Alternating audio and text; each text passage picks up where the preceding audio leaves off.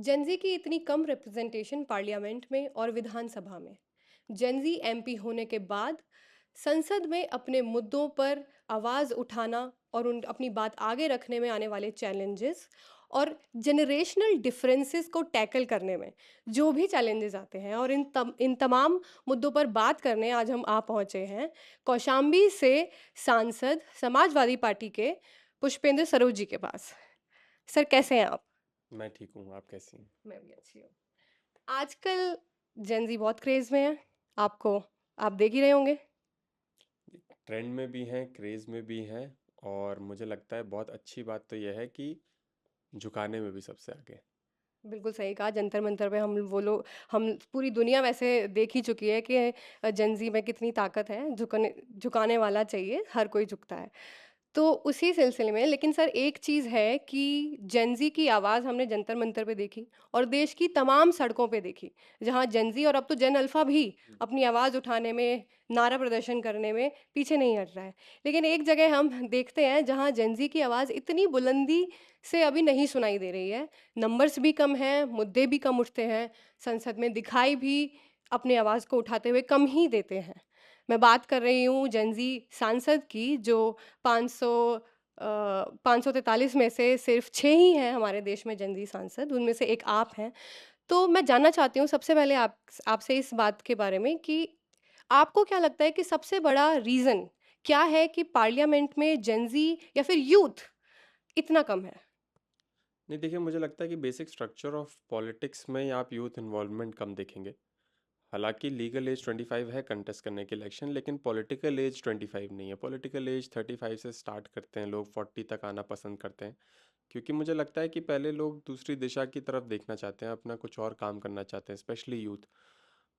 लेकिन मुझे लगता है कि अब की बार जो आपने देखा रिप्रेजेंटेशन है पॉलिटिक्स में जेनजी का, अभी पार्लियामेंट में हमने देखा 7 से 8 ऐसे हमारे मेंबर्स हैं जो कम 30 से कम उम्र के हैं और 30-35 से भी कम उम्र के हैं। ठीक ठाक रिप्रेजेंटेशन है। मुद्दे की मैं बात करूं तो जेनजी, मैं इस बात से वाकिफ़ नहीं रखता कि जेनजी के मुद्दे सिर्फ जेनजी उठाए, किसानों के मुद्दे सिर्फ किसान नेता उठाए। और क्योंकि जितना भी हमारा रिप्रेजेंटेशन है, चाहे पक्ष का हो चाहे विपक्ष का हो, हमने बार बार देखा एजुकेशन के मुद्दे उठ रहे हैं, नौजवानों की आवाज़ उठ रही है। हाँ, लेकिन लोग अपने लोगों से ज़्यादा रेजोनेट करते हैं कि हमारे जेंजी नेता हैं या फिर यंग पॉलिटिशियन है, तो फिर वो ज़्यादा प्रमुख रूप से उठाएंगे। देखिए, पार्लियामेंट में थोड़ा सा क्या है, सदन भी कम चलता है, सदन जब चलता भी है तो कम समय मिलता है आवाज़ उठाने के लिए। तो ये लड़ाई हमारी है। लेकिन ये है कि आवाज़ बराबर उठती रहे, चाहे कम उठे, लेकिन नौजवानों की आवाज़ उठती रहे। बाहर ज़्यादा समय मिलता है, बाहर आप लंबे भाषण भी दे सकते हैं, तो फिर आपने देखा सड़क में किस तरीके से हमने प्रमुखता से उस आंदोलन में भी हिस्सा लिया, चाहे अपने उत्तर प्रदेश में हो या फिर दिल्ली में हो, कहीं पे पीछे नहीं हटे। तो सड़क में आवाज़ उठाने का काम किया है, सदन में जब भी आवाज़ उठाने का मौका मिलेगा, जेन ज़ी की आवाज़ हमेशा उठाते रहेंगे। और बस पॉलिटिकल रिप्रेजेंटेशन हमको चेंज करना है, यूथ को ज़्यादा एक्टिवली आना पड़ेगा। और ज़रूरी नहीं है कि सदन के ही अंदर हो, अगर हमने देखा सड़क में भी इंटरेस्ट दिखाएंगे तो सरकारें झुकेंगी। मैं उसी पे आने वाली थी कि आपको क्या लगता है कि जेन ज़ी या फिर देश का जो यूथ है सिर्फ बाहर संसद या विधानसभा से बाहर रहकर उनके मुद्दे ऑफ कोर्स आपने बोला कि जो और भी जो सीनियर पॉलिटिशियंस हैं वो उठाते हैं, लेकिन क्या यूथ की रिप्रेजेंटेशन पार्लियामेंट में होनी उतनी ही ज़रूरी है जितनी उनकी आवाज़ सड़क पे उठती है? आप क्या सोचते हैं कि यूथ को, स्पेशली जेन ज़ी को, क्योंकि अब आने वाले विधानसभा और आने वाले लोकसभा चुनाव में जेन ज़ी का जो इलेक्टोरेट है वो बढ़ जाएगा, इलेक्टोरेट बढ़ेगा, लेकिन क्या जेन ज़ी का पॉपुलेशन संसद के अंदर बढ़ेगा? आपका क्या कहना है उसके ऊपर? देखिए, मैं क्वांटिटी पे ज़्यादा बिलीव नहीं करता हूँ, क्वालिटी पे ज़्यादा बिलीव करता हूँ। ये तो बहुत दूर की सोच हो गई, लेकिन डेफिनेटली रिप्रेजेंटेशन बढ़ना चाहिए। अगर आज हम जंतर मंतर पे भी जुड़े और सदन में भी हमने बराबर आवाज़ उठाने का काम किया, तो फिर ये कि हमको सबसे पहले अपने जनरेशन के लोगों के लिए उनको प्राथमिकता देनी पड़ेगी, इसलिए हम आवाज़ उठाते हैं। मैं बिलीव करता हूँ कि क्योंकि जेनजी का ज़माना चल रहा है या फिर स्टूडेंट्स का या फिर स्टूडेंट पॉलिटिक्स का ज़माना चल रहा है, तो स्टूडेंट्स को आना चाहिए। एक बहुत अच्छी चीज़ जो हमारे नौजवानों ने एक भ्रम तोड़ने का काम किया कि अपने एसी के कमरे से या फिर अपने मोबाइल फ़ोन से नहीं निकल पाएंगे, बैठ नहीं पाएंगे, आवाज़ नहीं उठा पाएंगे, तो वो उन्होंने दिखाने का काम किया, नहीं अगर ज़रूरत पड़ेगी तो इस देश के लिए खड़े रहेंगे। तो वो अच्छा लगा मुझे देख करके। मैं भी नहीं जानता था ना मानता था ये चीज़। मेरा भी भ्रम तोड़ने का काम किया उन लोगों ने। आने वाले समय में वो तब्दील हो रिप्रेजेंटेशन में, हम यही आशा करेंगे। और रिप्रेजेंटेशन सिर्फ ना हो, उसमें बात भी उठे, क्वालिटी भी आए। तो इस पे मैं ज़्यादा बिलीव करता हूँ। मैं मानता हूँ कि ज़्यादा लोग आएंगे तो क्वालिटी भी इम्प्रूव होगी। करंटली जो हमारे 18th लोकसभा संसद की एवरेज एज है हम्म। वो 56 ईयर्स है। तो of course you being a Gen Z representative there, MP there, क्या जनरेशनल डिफरेंसेस होते हैं, मतभेद होते हैं पार्ली संसद के अंदर? थोड़ा बताइए हमें, थोड़े गिव अस सम इनसाइट्स। किस तरीके से आप अपनी मतभेद भी होते होंगे, कुछ बातें शायद आप कहना चाहते होंगे नहीं कहने दिया जाता होगा, या कुछ चीज़ों में आप इत्तेफाक रखते हैं, सामने आपके जो सीनियर पॉलिटिशियंस हैं, आपके जो सीनियर्स हैं वो नहीं रखते हैं, तो थोड़ा सा बताइए उसके बारे में, वो डायनामिक भी बताइए। जनरेशनल गैप तो देखिए है।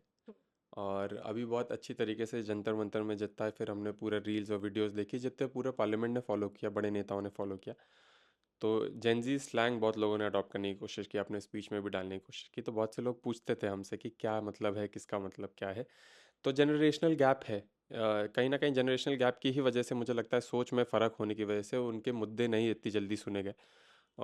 मुझे ये भी लगता है कि जनरेशनल गैप होने के नाते जो हम बातें रखना चाहते हैं, जिस तरीके से रखना चाहते हैं, वो कभी कभार समझ नहीं आती लोगों को। लेकिन अच्छी बात जो मैंने पर्सनली फील की है कि एज मेंबर ऑफ पार्लियामेंट, खुद और जितने भी हमारे कॉलीग्स हैं, चाहे हमसे बड़े हैं, मोस्ट एक्सपीरियंस्ड हों, वो नौजवानों को प्रमोट करते हैं इन द पार्लियामेंट।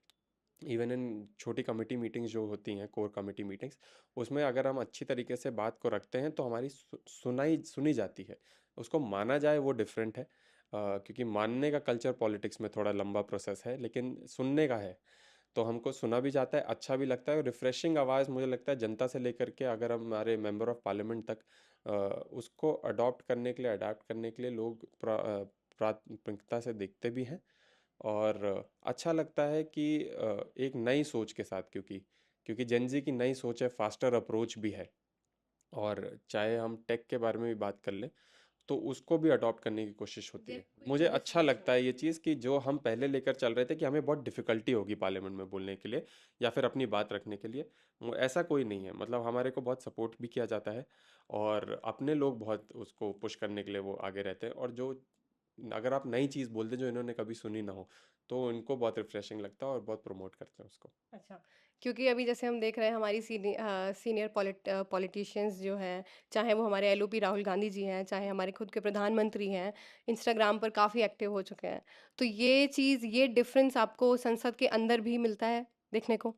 हाँ, डेफ़िनेटली। जैसे मैंने ज़िक्र किया कि वो अपने भाषणों में जेनज़ी स्लैंग डालना और क्लॉक इट से लेकर के। बट आपको क्या लगता है कि सिर्फ जेंजी स्लैंग को अपनाना, क्लॉकेट एंड फोमो, ये सारी शब्दों को अपनी अपने शब्दावली में जोड़ने से क्या पुरानी जनरेशन और हमारी जनरेशन की सोच का और समझ का जो बीच का जो फासला है वो क्या कम हो रहा है, या इट्स स्टिल बिगर गैप? नहीं, बिगर गैप है, सोच में तो फ़र्क है, वो हमेशा रहेगा, वो जनरेशनल गैप होता है। और ये मुझे लगता है कि अभी नहीं है कि हमारे हमारे पेरेंट्स में हमेशा जनरेशनल गैप रहा, हमारे पेरेंट्स को हमारे दादाओं के साथ हमेशा जनरेशनल गैप रहा, वो तो हमेशा रहेगा। लेकिन कहीं ना कहीं लोग, जैसे आपने बोला कि एलओपी हों या फिर हमारे प्राइम मिनिस्टर हों, चाहे रात के 12 बजे रील बना रहे हों क्लोज अप एंगल के साथ, वो सब एक दिखाने के लिए कि हाँ हम कनेक्ट कर पा रहे हैं। लेकिन पॉलिटिकल अरीना में मुझे लगता है अगर कनेक्ट करना है तो लोगों के मुद्दे सुनने चाहिए। जेनजी का मुद्दा देखिए इतना बड़ा था, इतने लंबे समय तक वो संघर्ष कर रहे थे। अगर जल्दी संवाद हो जाता, उसका समाधान निकल जाता है, at the end of the day उनकी बातें तो मानी गई। लेकिन अगर पहले ही हो जाता तो इतना बड़ा आंदोलन नहीं होता। मैंने ये बार बार बात कही भी कि जेनजी क्या चाहता है, इसकी समझ शायद हमारे सीनियर पॉलिटिशियंस को नहीं है। वो चाहता है कि फास्टर अप्रोच हो, जल्दी समाधान हो और जल्दी से जल्दी नई बात पे आया जाए। कभी कभार हमें बहुत फ्रस्ट्रेशन होती है कि फाइलें अटकी रह जाती हैं, फाइलों पे हस्ताक्षर नहीं हो पाता है। जो काम एक रात में हो जाना चाहिए उसे 15 दिन लगता है, थाने से लेकर के तहसील तक। तो ये बहुत इरिटेशन होती है, हमने 2 साल में फील किया है ये चीज़। जल्दी फास्ट अप्रोच में मुझे लगता है एजेंसी, जैसे आपने देखा होगा 25 तारीख को इस्तीफा हुआ, अगले दिन जंतर मंतर खाली हो गया था। बात मान ली आपने, बात मान ली, सरकार झुक गई, बात खत्म हो गई, जेंजी शांतिपूर्ण अपने रास्ते चला गया, अपने घर चला गया। तो जेंजी यही चाहता है, फास्टर समाधान, फास्टर संपर्क, संवाद, और बिल्कुल समाधान करके अगली चीज़ पे मूव ऑन करिए। आप कितना विश्वास रखते हैं या आप कितना एक्सपेक्ट करते हैं कि आने वाले विधानसभा चुनाव में जो उत्तर प्रदेश में होने वाले हैं 2027 में, फिलहाल अगर हम मेरी रिसर्च के अकॉर्डिंग अगर हम बात करें तो एक ही एमएलए हैं राजपूत, जो कि जनरेशन जी से आते हैं। आप क्या एक्सपेक्ट कर रहे हैं कि क्या ये नंबर बढ़ेगा? मुझे लगता है ये नंबर बढ़ेगा। मुझे लगता है कि लोग ट्रेडिशनल पॉलिटिक्स जैसा आपने ज़िक्र किया, चाहे बेसिक चीज़ें हों, चाहे सोशल मीडिया प्लेटफॉर्म को अडॉप्ट करना हो, अपनी लैंग्वेज बदलनी हो, कहीं न कहीं रिप्रेजेंटेशन में भी बदलाव लाना चाहिए। तो मुझे लगता है ये नंबर बढ़ेगा भी, प्रमोशन होगा यंगर लोगों का पॉलिटिक्स में। और देखिए पॉलिटिक्स की परिभाषा थोड़ी बदलनी पड़ेगी। सीनियर मेंबर्स को हम एक्सपीरियंस सीनियर मेंबर्स कहें और यंग पॉलिटिशियंस को यंग ही पॉलिटिशियंस कहें और ऐसे ही रिप्रेजेंटेशन रहे, तो कहीं ना कहीं पॉलिटिकल स्ट्रक्चर भी हमको ठीक करना पड़ेगा, मैं ये मानता हूँ। पॉलिटिकल स्ट्रक्चर की जब आप बात कर रहे हैं तो क्या आप ये कह रहे हैं कि जो यंग जनरेशन अगर विधानसभा या संसद में अपनी बात उठाती है, तो क्या उनको ये कह के चुप करा दिया जाता है कि नहीं, अभी तुम्हें उतना तजुर्बा नहीं है? नहीं, सदन में कभी नहीं होता ये। देखिए, सदन में मैं बिल्कुल मुख्य रूप से कह सकता हूँ कि कभी भी ये नहीं होता है। हम जो बात रखते हैं, क्योंकि समय सीमा बहुत कम होती है, इसलिए हमको बैठा दिया जाता है। समय जल्दी वो हो जाता है और हम विपक्ष से आते हैं तो सरकार को जब अटैक करने लगते हैं तो माइक अपने आप बंद हो जाता है। लेकिन उसके अलावा मुझे नहीं लगता कि ऐसा कभी हुआ है कि क्योंकि आप छोटे हो या आप बच्चे हो इसलिए नहीं। वो पर्सनल थिंकिंग होती होगी। हमें ज़्यादा संघर्ष क्षेत्र में, एडमिनिस्ट्रेशन में, लोगों के बीच शायद इस सोच का ज़्यादा संघर्ष करना पड़ता है।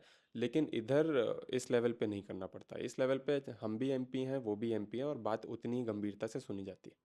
एक बड़ी ही विपरीत सी तस्वीर मैंने कल देखी। कल मैं ग्राउंड पे यूथ और जेनजी जनरेशन के जी जनरेशन के बच्चों से बात कर रही थी कि क्यों इतना कम पॉलिटिकल रिप्रेजेंटेशन है और क्यों इतने कम लोग, जेनजी स्पेशली यूथ, पॉलिटिक्स में क्यों कम आना चाहते हैं, वो नहीं चाहते कि हम पॉलिटिक्स ज्वाइन करें, उसके पीछे क्या रीज़न है। तो सबसे बड़ा जो वजह जो मेरे सामने निकल कर आई वो ये थी कि लोग, बच्चे, जेनजी बोल रहा था, यूथ बोल रहा था, ज़्यादातर मौका नहीं मिलता, या तो मौका अपने ही हम्म। उम्र के लोगों को दे दिया जाता है या फिर मौका अपने ही परिवार के लोगों को दे दिया जाता है। ये एक बड़ी बात सामने आई कि मौका नहीं मिलता, मौका छीन लिया जाता है या अपॉर्चुनिटीज़ नहीं दी जाती हैं। ज़्यादातर या तो परिवार के लोग होते हैं या अपने ही उम्र दराज रिश्तेदारी, दोस्त, ये सब, इन सब को मौका मिलता है। तो ये तस्वीर कैसे बदल सकती है? इस पे आपका क्या कहना है? क्या देखिए, ये तस्वीर बदलनी चाहिए? क्या ये है ऐसा, आप मानते हैं? इसका सॉल्यूशन क्या है? मुझे लगता है कि लोग इंटरेस्ट करना बहुत मुश्किल से वो होता है लोगों पे। जैसा आपने बोला कि मौका नहीं मिल पाता है, लंबा संघर्ष होता है। या तो आप कोई पॉलिटिकल बैकग्राउंड से आए तो शायद आपका संघर्ष कम हो। खुलेआम बोल रहा हूँ, मैं पॉलिटिकल बैकग्राउंड से और शायद मेरा संघर्ष उसका कम हुआ। लेकिन मेरा रिप्रेजेंटेशन या मेरी क्वालिटी में मैं कभी भी डिफर नहीं करूँगा, ये इतना मैं प्रॉमिस करके जाता हूँ। ऐसे कई से लोग हैं जो जिनको अपॉर्चुनिटी मिलेगी तो वो उनकी क्वालिटी और डिलीवरी भी बहुत अच्छी होगी। और मुझे लगता है कि वो रिप्रेजेंटेशन धीरे धीरे बढ़ेगा, क्योंकि पहले अगर आपने देखा होगा एवरेज एज बहुत बड़ी होती थी पार्लियामेंट से लेकर के विधानसभा की। धीरे धीरे वो गैप ब्रिज हो रहा है, लेकिन हमको और जल्दी करना है। मुझे लगता है कि लोगों को लगता है कि ये इनकी उम्र ज़्यादा है तो शायद इनका एक्सपीरियंस इनको हेल्प करेगा, लेकिन कई बार हमने देखा भी है कि ऐसे लोग एमएलए बन जाते हैं, एमपी बन जाते हैं, जो वहाँ पे उस पोस्ट का रह करके उसे न्याय नहीं कर पाते। शायद किसी बाद में रियलाइज़ होता है कि शायद किसी यंगर इंसान को दे दी होती या किसी और इंसान को दे दी होती तो अच्छा रहता। तो उस थिंकिंग को हमें माइंडफुल रहना पड़ेगा और यही सोचना पड़ेगा कि नहीं, हमको लोगों को ट्रस्ट करके, जैसे मुझे जैसे 25 साल की उम्र में या फिर मेरे जितने भी साथी हैं, उनको ट्रस्ट करके हमारे लीडर्स ने टिकट दिया और शायद हम उसके ट्रस्ट पे अभी खड़े उतर रहे हैं। तो ऐसे लोगों को ट्रस्ट करना सीखना पड़ेगा और वो परिभाषा थोड़ी बदलनी चाहिए कि 25 साल अगर लीगल एज है तो वो पॉलिटिकल एज भी होनी चाहिए और लोगों को समझना चाहिए कि ठीक है, अब इनको सीरियसली लेकर के इनको टिकट से इंटरेस्ट भी कर सकते हैं। तो पुष्पेंद्र जी के साथ बात करके हमें ये समझ में आता है कि ऐसा नहीं है, अपॉर्चुनिटीज़ नहीं दी जाती हैं, बशर्ते आपका संघर्ष हो, आपने ग्राउंड पे काम किया हो। और ऐसा नहीं है कि नई पीढ़ी या जेनजी की आवाज़ संसद में बंद करा दी जाती है, उन्हें बोलने का मौका दिया जाता है। हाँ, थोड़े मतभेद होते हैं, डिफरेंसेस होते हैं, सोच में डिफरेंसेस होते हैं, लेकिन ये अपेक्षा रखते हैं कि आने वाले विधानसभा में और लोकसभा चुनाव में भी जेनजी की रिप्रेजेंटेशन बढ़ेगी और बढ़नी भी चाहिए।